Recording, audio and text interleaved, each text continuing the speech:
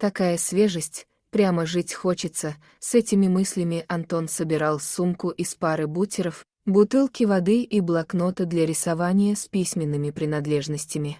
Он собирался идти в парк и пробыть там весь день. Погода стояла шикарная. Как обычно, постояв молча около минуты прямо на пороге квартиры, он повернул дверную ручку и вышел, направившись в городской парк. Нельзя сказать, что это был замкнутый человек-одиночка, который избегает людей, до самой старости живет один, практически не общаясь с родственниками. Нет, Антон был не такой. Эта судьба заставила переехать его в чужой город, где он никого не знает и ничто не напоминает ему о прошлой жизни. Это вынужденная мера.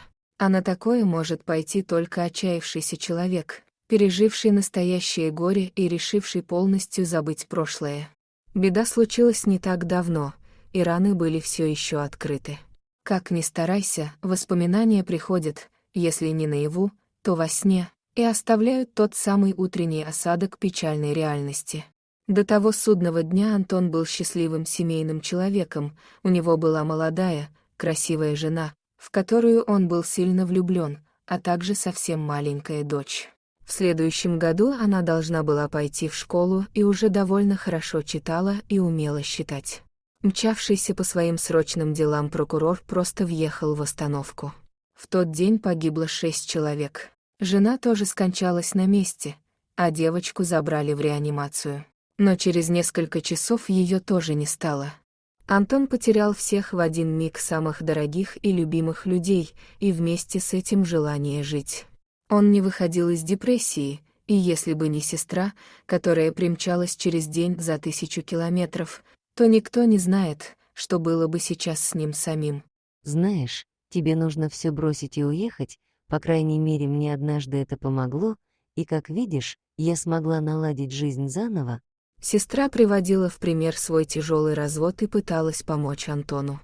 Ты же работаешь удаленно, ничто тебя не держит уже здесь. А хочешь, приезжай к нам, поживешь, понянчишь племянников. Убеждала она. Мужчина долгое время отказывался, убеждая сестру, что все в порядке и он сам справится. Когда же сестра уехала обратно, он быстро продал все, что имел в этом городе, ткнул пальцем на карте, с небольшим чемоданом отправился из гостиницы на вокзал. Постепенно на новом месте он втянулся заново в рабочий процесс. Работать иллюстратором, создавая персонажей для компьютерных игр, можно было из любой точки планеты.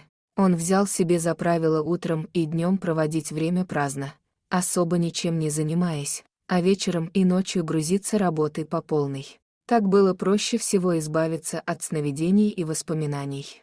Постепенно он изучал неизвестные ему районы незнакомого города, и в тот день очередь дошла до небольшого парка в глубине спального района.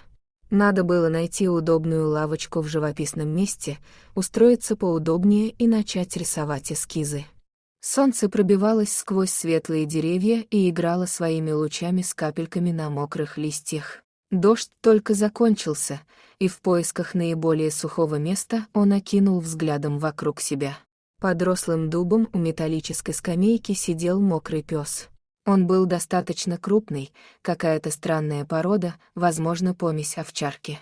Но самые характерные его черты — разные глаза, один коричневый, а другой светло-голубой. Из-за этого он выглядел довольно чудным, да еще с постоянно висящим на бок языком. Его внешний вид был сильно знаком ему, причем настолько, что, приблизившись, он поприветствовал его. «Привет, Хэнк». Собака странно посмотрела на человека, наклонила голову и насторожилась. «Да не волнуйся ты так. Я знаю, что ты не Хэнк», — сказал мужчина, уже присаживаясь рядом на лавку. «Просто в моем детстве был точно такой же, как ты, с разными глазами. Да и такой же крупный. Вот я и буду теперь тебя называть Хэнком». «Ты вообще чей? Поводок присутствует, а хозяина рядом нет. Может, потерялся. Чего тогда сидишь тут под дождем?» Да ничей он. Уже раздался голос за спиной проходящей мимо женщины. Его однажды дворник опекал, подобрал как-то, и они вместе здесь каждое утро убирали парк. Да только Николая уже месяц как нет. А этот бродяга все ждет его и никому в руки не дается, постоянно под этим дубом сидит. Они тут вместе отдыхать любили. Я бы его сама к себе забрала, вон и Никите он нравится, и женщина кивнула в сторону детской площадки, где развлекались мальчишки. Да вот только не признает никого. Понятно, но я тут возле него, надеюсь, не помешаю ждать. И Антон принялся распаковывать сумку. Вон, держи, один бутерброд мне, а один тебе будет. Ты вообще колбасу употребляешь? И он протянул псу хлеб с мясным изделием и сыром. Пес не хотел брать из рук, поэтому пришлось вырвать один лист из блокнота, чтобы не класть еду на мокрый грунт. Не обращая особого внимания на собаку, он принялся рисовать эскизы. Его внимание привлекла детская площадка, по которой носились мальчишки. Затем он сделал еще несколько набросков парка и перевел взгляд на сидящего с каменным взглядом пса. Хэнк, а хочешь, я расскажу тебе, что случилось после того, как ты покинул нас? Он обращался как будто к своей собаке из детства, прекрасно понимая, что это не тот Хэнк. Видимо, ему необходимо было с кем-то говорить, а привычка разговаривать с собой до добра не доводит. Вот он и начал изливать душу собаке, а тот сидел рядом и слушал. На следующий день Антон снова направился в этот парк. Обычно он посещал одно и то же место несколько раз, во-первых, чтобы хорошо ознакомиться с местностью и ее жителями, а во-вторых, нельзя было сильно быстро изучать незнакомые места, так город ведь быстро закончится, и придется менять свое место жительства.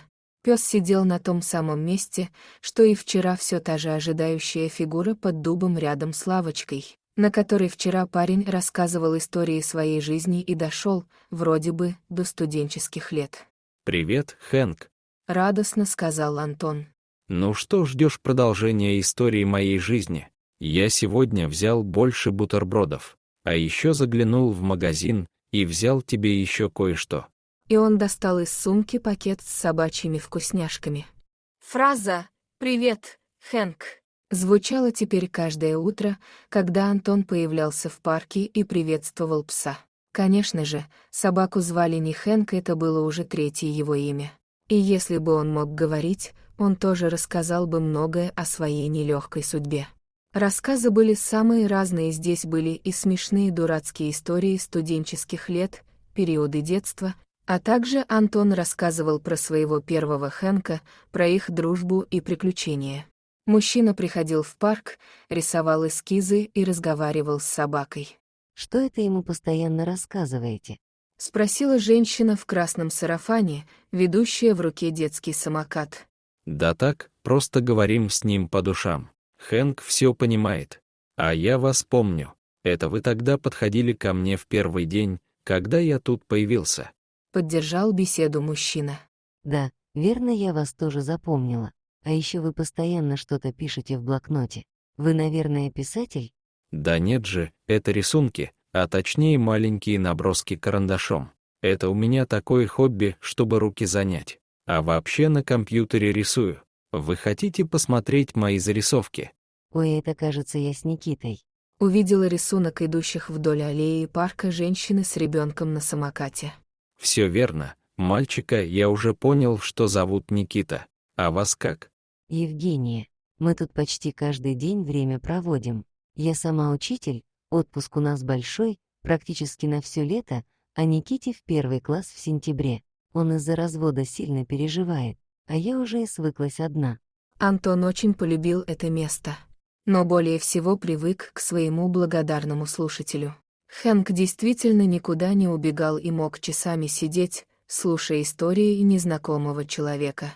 Затем художник вставал с лавочки, прощался с псом и уходил куда-то вдаль, возвращаясь на следующий день с бутербродами. Однажды Антон пришел не в настроении. Он сидел хмурый на лавочке и никак не доставал из сумки карандашей. Он не сказал уже обычное «Привет, Хэнк». Вместо этого, спустя некоторое время, он повернулся хмурый к собаке и произнес: «Сегодня годовщина, Хэнк. Пришло время рассказать тебе мою последнюю историю». Сдерживая себя от слез, мужчина откровенно изливал собаке свои чувства о том, как он сильно любил свою семью и планировал на долгие годы свой светлый жизненный путь, а его перечеркнул неадекватный водитель.